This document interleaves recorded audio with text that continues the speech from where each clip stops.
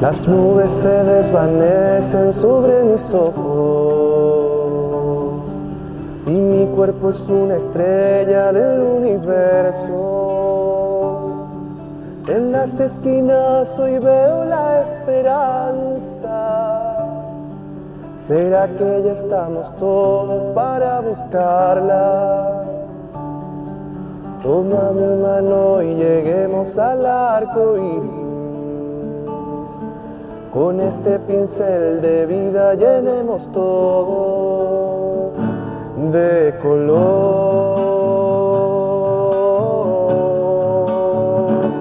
de color.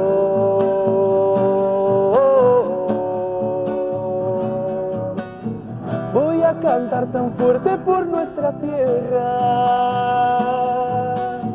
en la que hemos vivido y en la que espera. Porque mañana ya no seremos dos,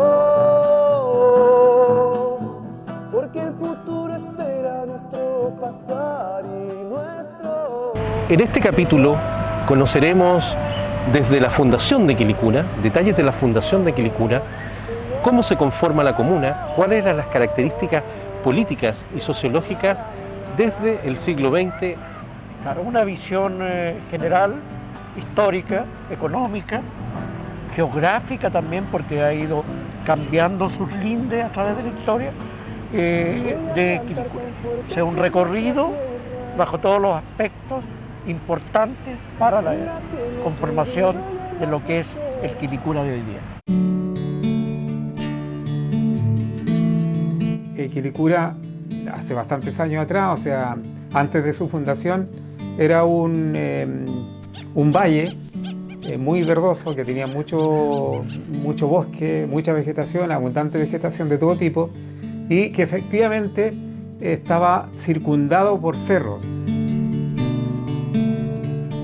Si uno se ponía en el centro de lo que hoy, por ejemplo, es el supermercado Líder, si uno se ponía desde ahí y miraba, efectivamente veía que estábamos rodeados de cerros. Y los aborígenes de acá dijeron, hay 3 cerros, y se transformó en el lenguaje mapudungún, Quilicura, 3 cerros. Nada más que eso.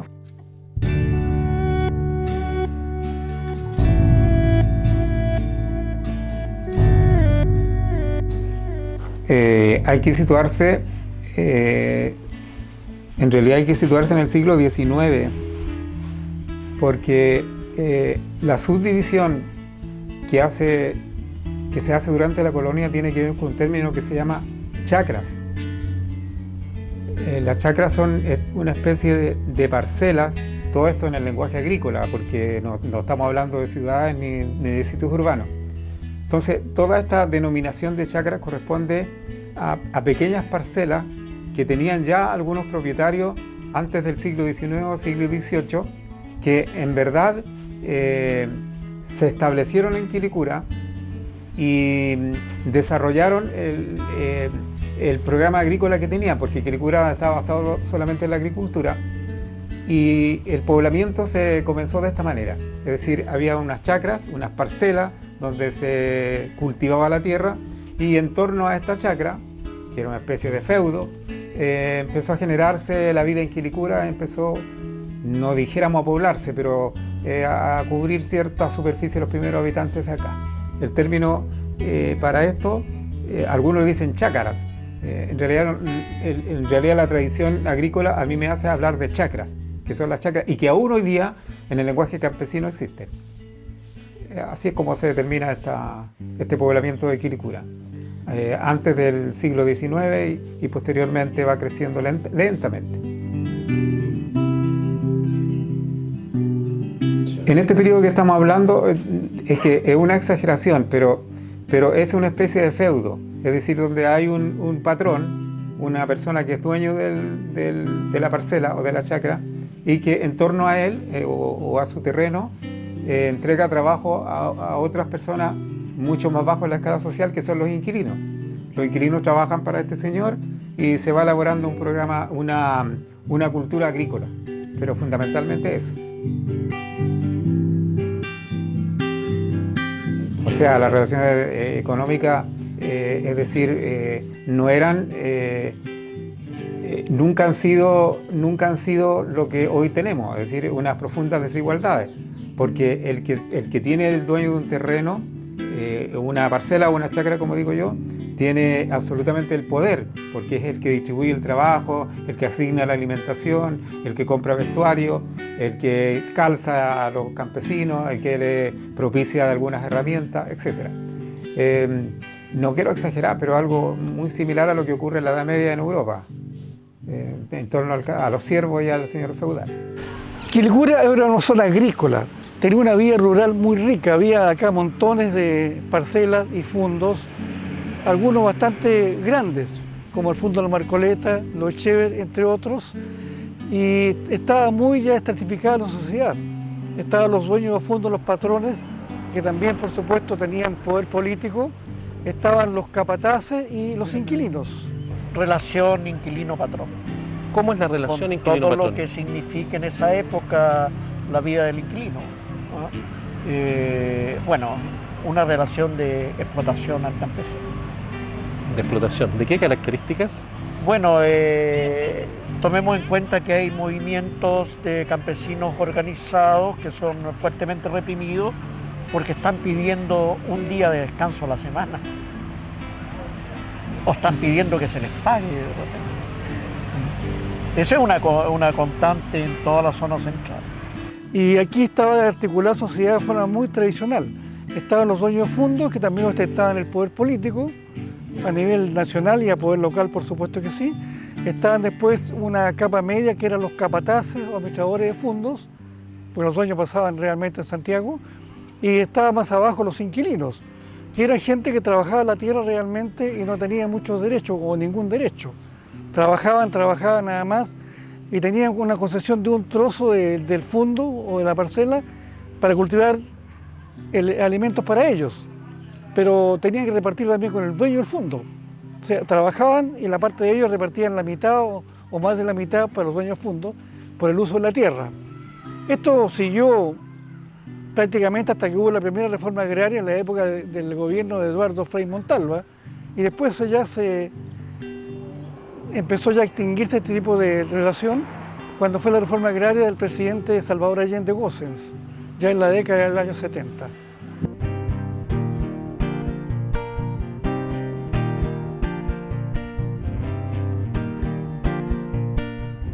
La comuna de Quilicura se funda recién en 1901 y con tierra que antes formaban parte de Renca y también de Huechuraba y Lampa, una zona totalmente agrícola nada más.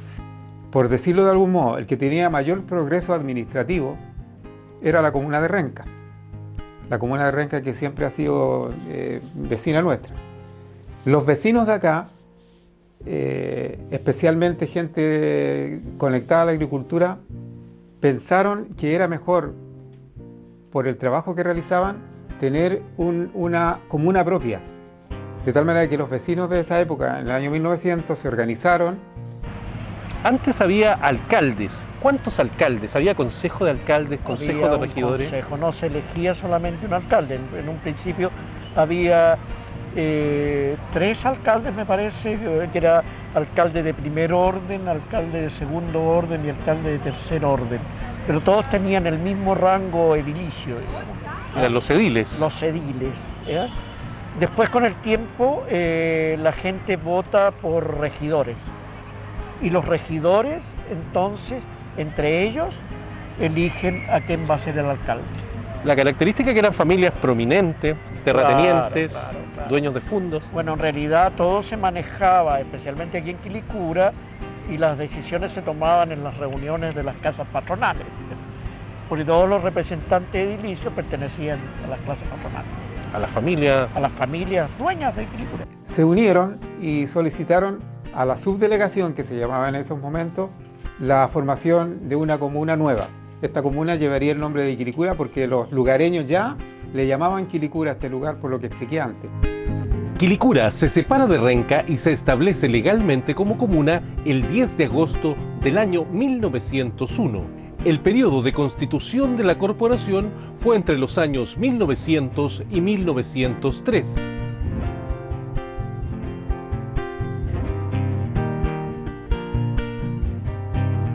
Las corporaciones en aquellos años comprendían juntas de alcaldes, vocales o regidores.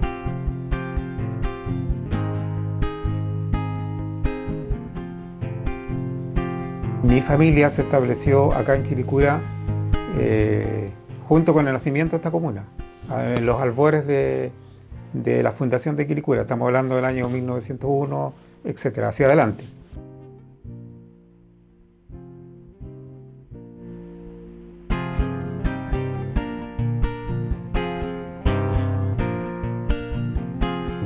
Entonces, este Quilicura era una zona absolutamente rural. Rural significa que no había caminos pavimentados, significa que no había electricidad, significa que no había ninguno de los servicios que hoy tenemos, ni siquiera aún servicios policiales de ningún tipo. Eso ocurrió posterior a la fundación de Quilicura. Entonces, esta era una zona agrícola eminentemente que estaba absolutamente desconectada de los sectores más aledaños a Santiago. Es decir, la referencia que había de los antiguos quilicuranos, que todavía ni siquiera eran quilicuranos, porque nosotros pertenecíamos en cierta manera a la localidad de Renca, de algún modo, pero teníamos, ya se tenía conocimiento de que existía Lampa, que existía Colina, de que existía el noviciado, de que existía Renca, y entonces el entorno que rodeaba a este Quilicura, que en cierne aún no nacía, tenía que ver con este paisaje absolutamente rural, rupestre, donde la caracterización fundamental era la vegetación, los animales, las aves, una vida absolutamente, por decirlo de algún modo, pura, en que el cielo se veía absolutamente estrellado, no había dificultades de ningún tipo lumínico como hoy día, por lo tanto se podía distinguir el cielo, las estrellas, los planetas, todo el universo. Se podía caminar en la luna, se podía aprender. Quilicura, desde la época de fundación hasta, yo diría, los años 50, fue como una fotografía inmóvil, fue como una escena inmóvil. Es decir, no tuvo grandes progresos y se mantuvo como inalterable en el tiempo. Esta comuna de Quilicura, que nació con los albores del siglo XX, en el año 1901, siempre tuvo una estructura geográfica determinada por lo que era en todos los pueblos de Chile. Es decir, un lugar central donde la gente concurría y barrios dispersos que no eran barrios, sino que más bien eran sectores rurales, donde la gente se acercaba más que nada a conversar después de los trabajos. Quiero explicar que estamos hablando de una zona absolutamente agrícola, donde la gente se dedica a la agricultura, es decir, se levanta a las 6 de la mañana o antes, o a las 5 en el caso de las personas que tienen que trabajar en los establos, y que están todo el día trabajando la tierra. Por lo tanto, al término de la jornada, cuando ya empieza a caer la tarde y a oscurecerse, por una razón sociológica, todos nosotros tenemos la necesidad de conversar con alguien. Y en torno a estas parcelas, la gente se reunía a conversar. Eso no se modificó mucho. Y como surgieron algunos locales comerciales, quiero que se dimensione, cuando hablo de locales comerciales, hablo de pequeñísimos lugares de venta, de almacenes, casi inimaginables hoy día. En el lugar central de lo que es hoy día la plaza de Quilicura se estableció una especie de comercio. Por lo tanto, ahí llegaba la gente como a adquirir algunos alimentos, vestuario, etc. No olvidando que el que surtía de todo esto en realidad era el futre, que le llamaban los campesinos, o el patrón, que era el que le asignaba los recursos a sus trabajadores.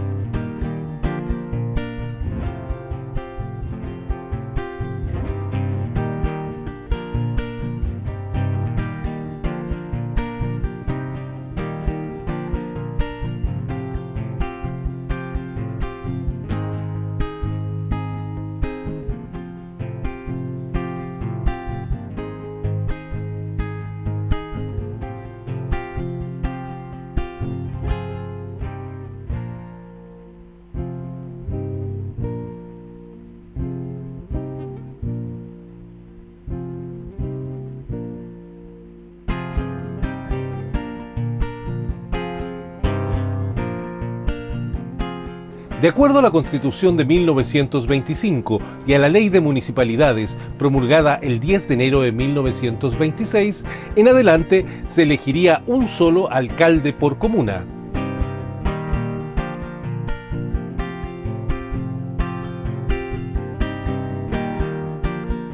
El tiempo de los fundos, las viñas, las chacras, las parcelas, de acequias y canales. Esa es Quilicura que yo conocí. El tiempo de los carretones, cuando los agricultores sacaban toda su cosecha y la llevaban en esos años a La Vega, que tipín 6 de la tarde comenzaban a pasar los carretones, los Francisco Vergara, hacia La Vega, que quedaba en Mapocho. Y eso era nuestra entretención, digamos, en esos años, aparte de los zancudos. Entonces existía una hacienda grande, se llamaba un fundo porque existían los fundos, y existían en torno al fundo los inquilinos. Los inquilinos trabajaban para el latifundio, para el patrón, para el futre, y allí recibían una paga. La paga consistía en darle una vivienda, más bien una rancha, una choza, y en algún sustento económico. Pero, además de eso, el día viernes, en realidad así es como yo lo escuché, me lo relataron y yo lo viví, pero el día viernes los campesinos también recibían una pequeña cantidad de plata, que era el salario, que equivalía a que con ese salario podían comprar algún menester que el patrón no le asignaba. Fundamentalmente eso es un salario. Resulta que en la escuela que estudiábamos, que es la 165, que estaba en Vergara, nosotros teníamos dentistas y nos llevaban a la escuela ahí en Los Nidos, en la escuela 18, que se destacaba que era la escuela de Los Nidos. Allá nos llevaban, entonces hacíamos ese recorrido por Independencia hasta allá y era muy entretenido, todos niños chicos. Y regresábamos y ahí partíamos con este recorrido por Mata, ¿cierto? Junto a los Sañartu, de la familia Heine, que era una familia alemana. Como te contaba, tenían el único criadero de aves que había ahí.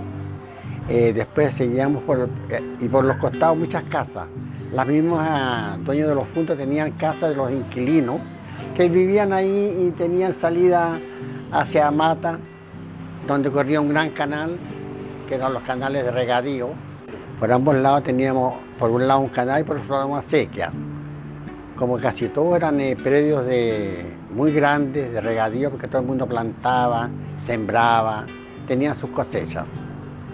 Y de ahí veníamos caminando hacia el poniente y nos encontramos después con el fundo Los Cruzat, que deslindaba con el fundo Los Sañartu. Ahí en el fundo Los Cruzat que vivía la familia Alfaro, y después fue de don Alejandro Cooper Alfaro con la señora Raquel Sala, que fueron los que siguieron viviendo ahí, un gran fundo. También con casas por la orilla de Mata. Mata era una calle, no es como hoy una avenida. Y por el frente había una viña, que hoy es la Viña Eugenia. La Villa Eugenia, había una viña ahí, la viña La Islita de don Francisco Romo Lira. Y ahí él seguía caminando, así, ya no estaba entonces la población San Francisco. Después de varios años, entonces la construyeron. Y seguíamos por el frente del Fundo de los Cruzados, donde veníamos caminando. Y al lado del Fundo de los Cruzados del Lindagüe, en el Fundo de los Marcoleta, donde está el silo, donde toda la gente la conoce por la vía Los Ulmos, es hoy. Ahí está el silo que quedó como recuerdo, eso, como testimonio de que ahí estaba el fundo, porque en el silo de donde se cosechaban todos los alimentos de esos años que se hacían para los animales, porque ahí se juntaba toda la caña del maíz. Y ahí se le hacía un proceso a eso. Y ahí en ese fundo para adentro, por ahí vivía la familia Monasterio Calderón, que eran los papás del Mario Monasterio, don Belalmino y la señora Magdalena.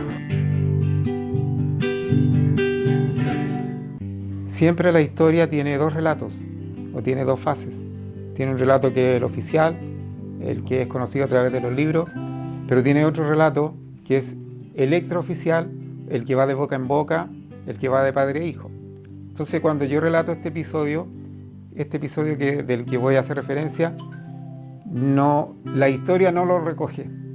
No existe la historia, como muchas cosas que han sucedido. Por ejemplo, la matanza en la escuela Santa María, si no fuera por un músico que se llamaba Luis Alvi, nunca se hubiera contado. Entonces, estos hechos que que relata la gente de tradición en tradición, de boca en boca, de generación a generación, no lo recoge la historia. Mis crónicas tienen que ver con esa parte, con la que no recoge la historia. Entonces, al inicio de los años 30, aquí en Quilicura existía un marcado latifundismo, o sea, un patrón de fundo con su familia y en torno a él campesinos e inquilinos que trabajan para él. Los inquilinos son la última gama de la escala social de esa época, la última. O sea, vienen los patrones, agricultores, artesanos, comerciantes, etcétera, campesinos y finalmente están los inquilinos. Son los últimos en la secuencia. Entonces, el patrón del fondo cuenta con inquilinos que les da un techo donde ellos se cobijen, pero a su vez él absorbe todo su trabajo. Ellos trabajan para él. Y a cambio de esa pequeña porción de tierra, de una casa y de la alimentación que nace de la tierra misma. Pues bien, a mediados de la década del 30 empezaron a surgir ciertos movimientos de tipo obrero, campesino, muy lentamente en algunos lugares de Chile. Porque era muy difícil por lo demás, las comunicaciones no eran igual como hoy, porque esto estaba vedado para los campesinos, o sea, no se les permitía tener contacto con otro, eso era un delito. Pero aún así existieron algunos, en realidad gente vinculada al movimiento obrero, políticos, que visitaron esta zona, como otros lugares. La historia que no se cuenta es esta. Aquí en Quilicura, en el Fundo San Luis, se creó un movimiento obrero, campesino. Se creó en ciernes, como de una manera muy pobre, se creó un pequeño movimiento. Mire el delito que cometieron estos campesinos. Ni siquiera estuvieron organizados para nada. El delito que cometieron estos campesinos fue que se hizo una convocatoria para ir al Teatro Caupolicán, a una reunión grande donde Elías Laferte, del político que hablo, iba a explicar en qué consistía este movimiento. El solo hecho de que estos campesinos fueran al Teatro Caupolicán, un día domingo, que ni siquiera era día de trabajo, motivó que fueran expulsados de sus chozas, de sus ranchas, y fueron expulsados de una manera violenta, o sea, te vais de aquí hoy día mismo. Y tirados con sus colchones, qué sé yo, con sus enseres más pequeños, e incluso se habla de que algunos pudieron haber sido muertos. Esta historia es real, existió en Quilicura, muy dolorosa, y la gente quedó, si tenía un poquito, que era una rancha donde se cobijaba, terminó sin nada. Y así como algunos tuvieron que salir de este Fundo San Luis, concretamente.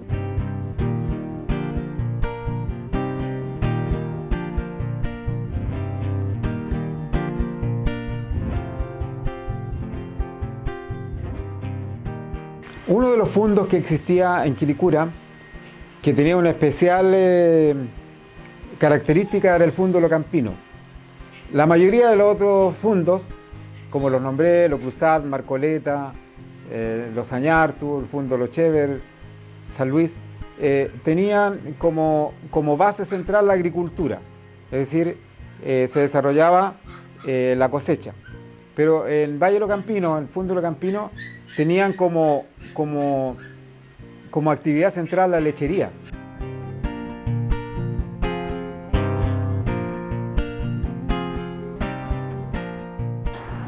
Y al lado en el Fundo de la Marcoleta vivían, otras familias, la familia Ortiz. Si alguien ve este programa o este video y es antiguo, se va a acordar de la familia Ortiz, que vivía ahí en el Fundo de la Marcoleta. Eran varios hermanos.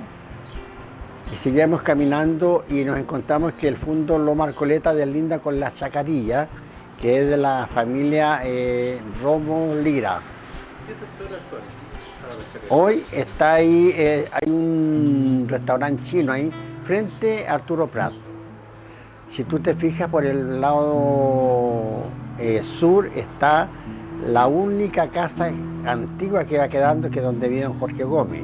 Don Jorge Gómez con la señora María Romo viven en esa casa muy bonita, que ellos son los únicos que eligieron seguir viviendo en Quilicura, a pesar de que tienen en otro lado pero ellos siguen viviendo en Quilicura.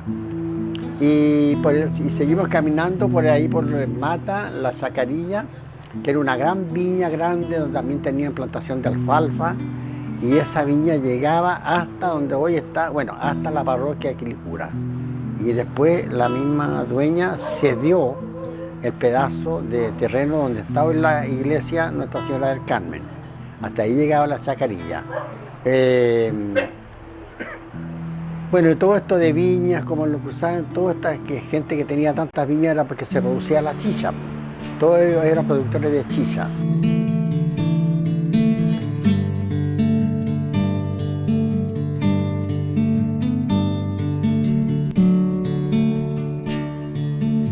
Hacia el norte de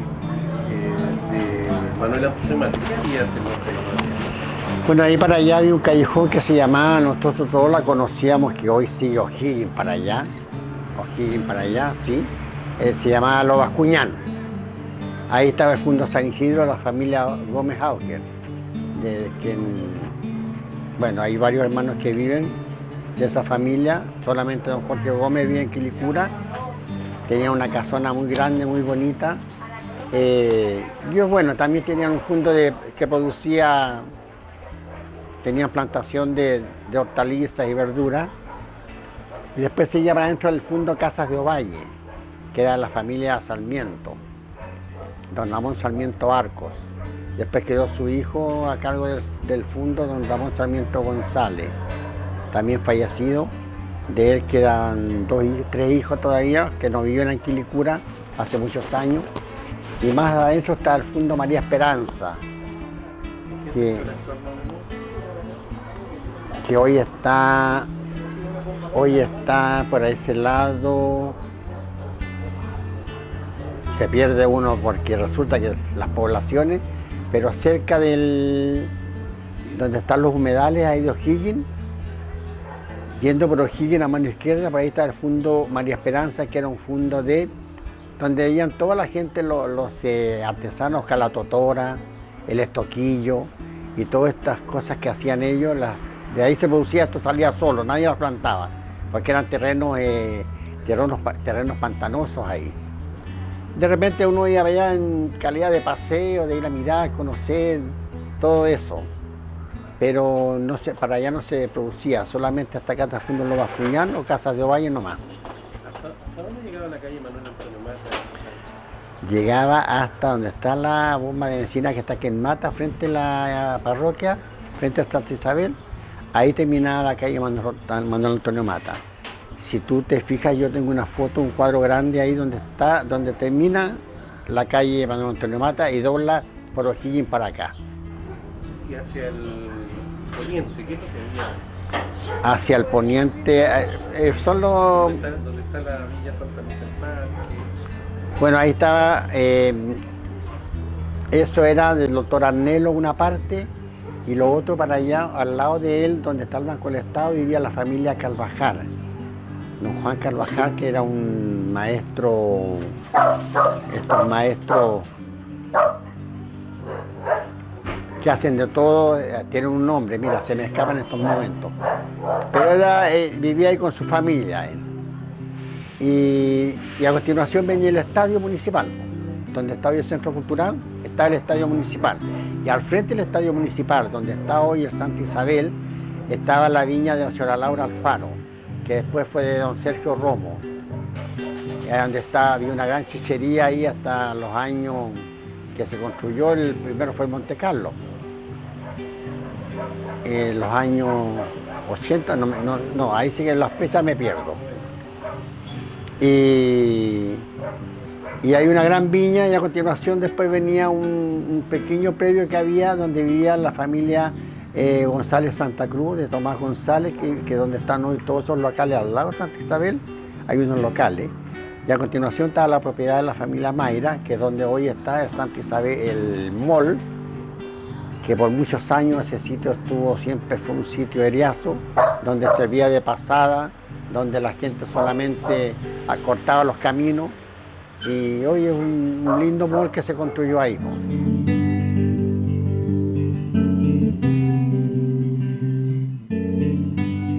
Bueno, la municipalidad estaba donde hoy está la dirección de obra, que es esa casa de piedra grande que hay ahí al lado de urgencia del Sapo. Ahí estaba, porque donde está el Sapo hoy había una cancha de básquetbol ahí. Y al lado estaba la municipalidad. Y a continuación de la municipalidad está el retén de Carabineros. Porque por allá, por los años 50, donde yo recuerdo, el retén de Carabineros estaba aquí en la calle Manuel Rodríguez. Porque Quilicura en sí, todo su centro cívico era una manzana. Las micros pasaban por Francisco Vergara hasta San Martín, doblaban por San Martín, hasta Blanco Encalada y terminaban aquí en la calle Manuel Rodríguez, que era donde está el retén de Carabineros, y ahí hacían el paradero. Una vez que hacían el horario, se devolvían, hacían el mismo recorrido, Blanco Encalada, San Martín, Vergara, O'Higgins, Mata, Mapocho. Entonces seguían por los pasos de Huechurá, que se llaman esos años. Hoy todo es autopista, todo tiene otro nombre. Eran todas calles simplemente, no avenidas como hoy.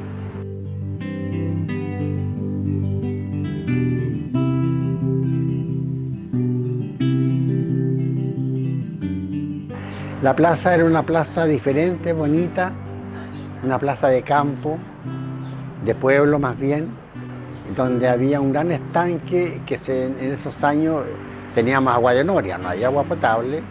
El que era más pudiente tenía una bomba donde podía sacar agua con algunas... habían unas bombas que se bombeaban eso y el agua subía y una forma que sacaban, otros tenían que sacar agua con balde nomás.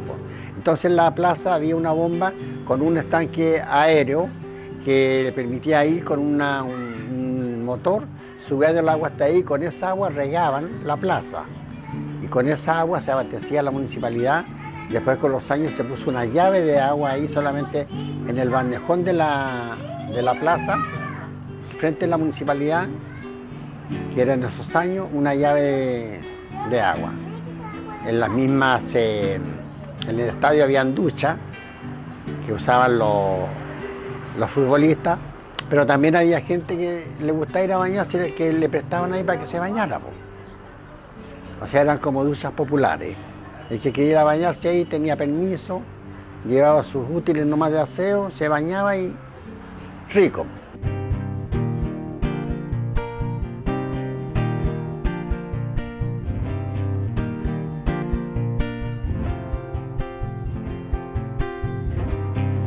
En la época de los años 30, 20 y 30, existía el Fundo San Luis, de propiedad de Alfonso Segers. Eran inmensas cantidades de tierra, rico en vegetación, tenía ganado, tenía uva, tenía lecherías, un fondo muy grande, era uno de los mayores de la zona incluso. Pero los lugareños del lugar, los campesinos, relataron la siguiente historia. Pusieron en marcha esta historia, esta leyenda del Cristo. Porque efectivamente en el fondo, en el recodo del camino de la calle San Luis, de lo que era el Fundo San Luis, que era una vía sin pavimentar, por supuesto de tierra, había un Cristo instalado ahí y mucha gente no sabía por qué estaba ahí. Entonces los lugareños del sector, en base a la experiencia de Alfonso Segers, que era el patrón, echaron a correr esta historia. A don Alfonso Segers le estaba yendo mal en su trabajo como patrón y administrador del fondo, si no le iba bien. Entonces cuentan que un día en que él estaba bastante apesumbrado porque no le iba bien y esto lo sabía su esposa, dicen que apareció un cierto personaje que nadie conocía, muy elegante, que viene en un carruaje poco común para Quilicura, porque los carruajes en Quilicura eran fundamentalmente carretas y carretones, carretas con bueyes y carretones con ruedas de madera tirados por un caballo, pero este personaje apareció en un carruaje distinto, en una especie de carroza. Entonces los lugareños dicen lo siguiente: El relato dice esto, dice que este personaje habló con Alfonso Segre y le dice: no le está yendo muy bien a usted, patrón, en sus negocios. No, dice él, estoy con problemas. ¿Pero cómo lo sabe? Bueno, pues que yo lo sé todo y me he informado que usted es muy trabajador y sin embargo no le está yendo bien. ¿Qué le parece, dice este personaje, si hacemos un trato para que usted retome el éxito que tenía antes y se convierta en el agricultor más próspero de toda esta zona? Y dice que al patrón, a Alfonso, le tentó la idea y la masticó un poco y cayó en la trampa. Entonces le pregunta: ¿y por qué vamos a hacer esto? No, dice: porque yo quiero que le vaya bien. Pero usted querrá algo a cambio, dice el patrón. Sí, le dice: solo una cosa. ¿Y qué sería? Su alma. Nada más que su alma. Esto lo pilla muy de sorpresa y muy inestable, y dice: pero el alma no significa nada. Y establecen un pacto. Te lo voy a resumir mucho, lo voy a resumir en la historia. Y establecen un pacto. El pacto consistía en que él iba a recuperar todo su prestigio como agricultor, iba a multiplicar sus cosechas, multiplicar su ganado, multiplicar su vegetación, todo, a cambio de que él le entregara el alma al cabo de un cierto tiempo. Y hicieron este pacto que la gente conoce como pacto con el diablo, porque detrás de este personaje extraño estaba sin duda Satanás, vestido de próspero agricultor. Ya, pero él no midió las consecuencias de esto y efectivamente le empezó a ir muy bien, casi mágicamente. Las sandías eran las más grandes de la zona, los melones eran los más grandes de la zona, los zapallos italianos eran los más grandes de la zona, las vacas daban no 10, 15 litros, sino hasta 30 litros cuando se ordeñaban. Crecían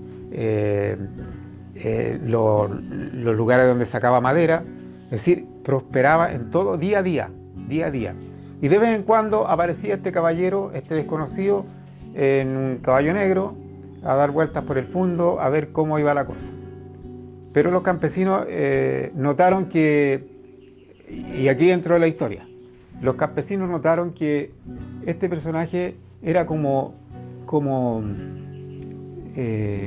no solo extraño, sino que los animales, los perros, los caballos, las vacas, reaccionaban a su paso, es decir, tenían un rechazo hacia él. Cuando él pasaba con su corcel negro galopando a cualquier hora del día, porque en eso consistía el trato, en que él iba a ir a dar unas vueltas para ver cómo iba todo, y entonces todos reaccionaban negativamente cuando él pasaba. Y los campesinos empezaron a mirar, los inquilinos, que era una cosa muy extraña este caballero. Entonces dijeron: es extraño este caballero, y a veces viene de noche. A veces lo ven de noche, lo empiezan a ver en la madrugada, a mediodía, en la noche. Y prosperaba mucho el negocio del señor Alfonso Segre. Iba todo bien. Surgió entonces el rumor entre los lugareños que el patrón tenía un pacto con el demonio, un pacto con el diablo. Un trato, que es el que él le hacía crecer su abundante cosecha a cambio del alma. Fue tanto el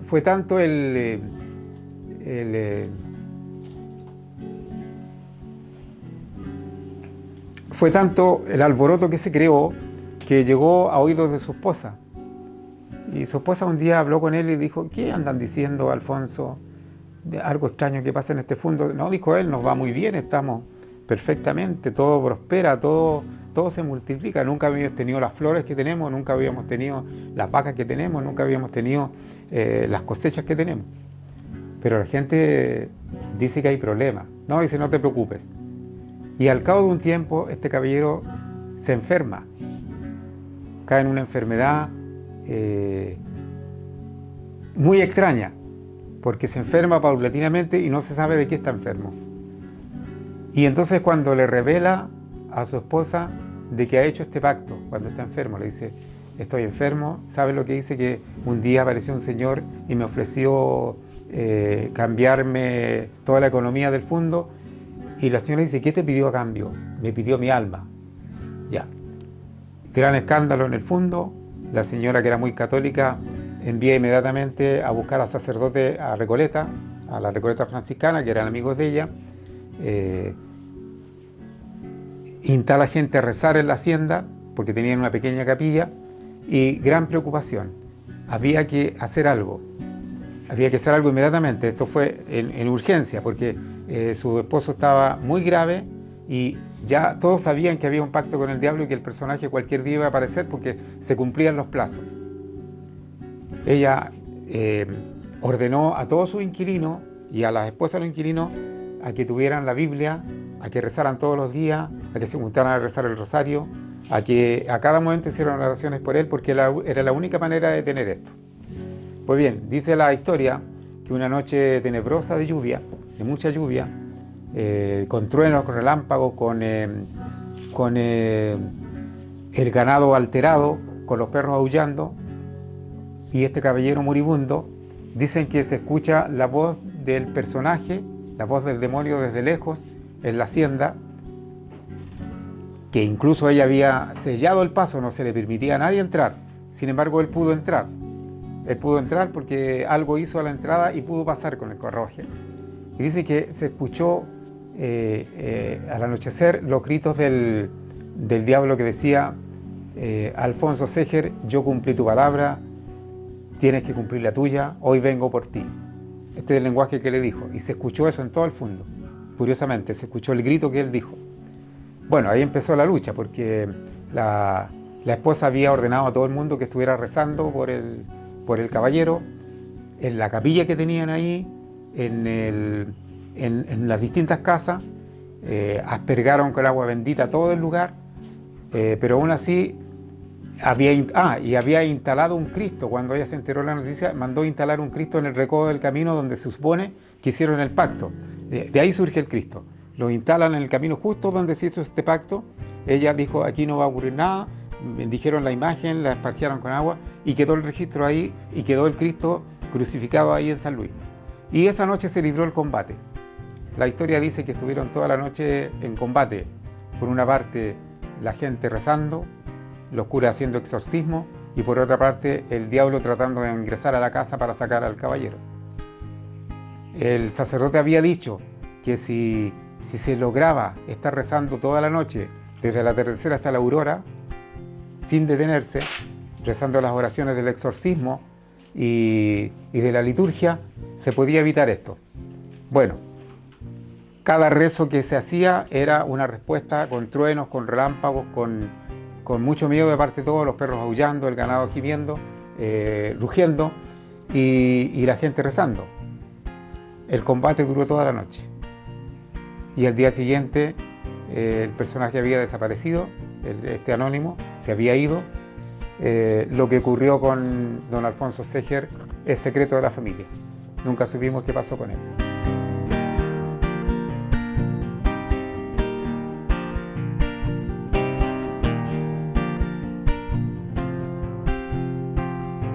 ¿Qué te ha llamado la atención de este capítulo? Bueno, hemos encontrado cosas un tanto desconocidas de lo que ha ocurrido en esta parte de la historia de Quilicura.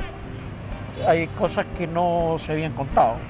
Como por ejemplo que había 3 alcaldes, Claro, 3 cosas regidores. novedosas, digamos, que es lo que está ocurriendo en toda la zona central chilena, y por qué no decirlo casi en todo el país. Importante, digamos, lo que nos va dando lo que es el Quilicura de hoy. Los invitamos a ver el próximo capítulo de Identidad. Nos vemos. Ayer un pueblito, hoy una ciudad que avanza.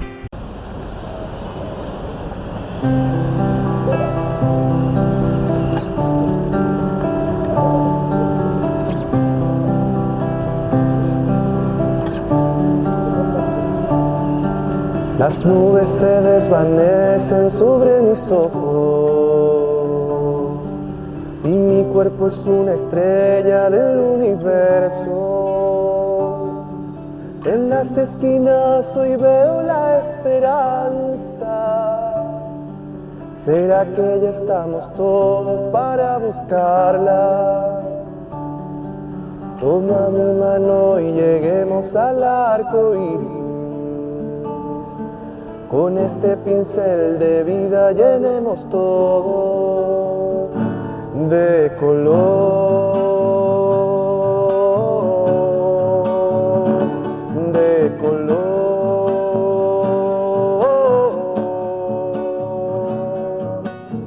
Voy a cantar tan fuerte por nuestra tierra